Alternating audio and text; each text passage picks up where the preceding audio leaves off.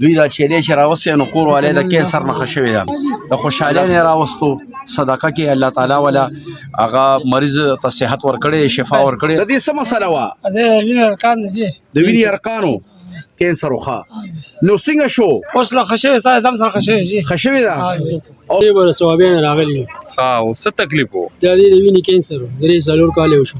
ها او دا اوس ښه شوی دی چې دا دوی څه کېده د چا چې وینې کینسر دا د ټبر دی ښه ستاسو ټبر دی جی دوی نه تپوس کو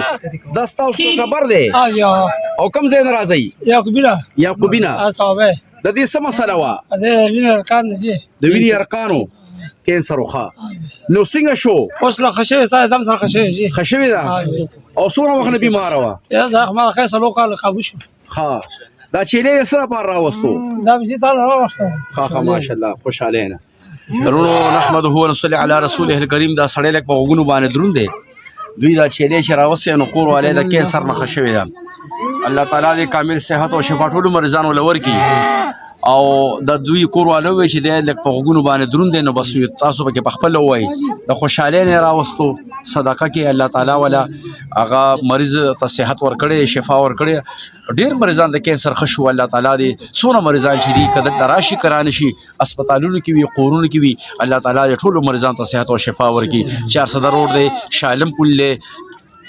او بود او جمعه زنانه دي او بود او جمعه زنانه جمعه هفته سړي دي سحر 9 بجو ته بزان رسوي رش ډیر زیات وي رونو یو مختصر پیغام در کوم ویډیو دیول ته نه پریدم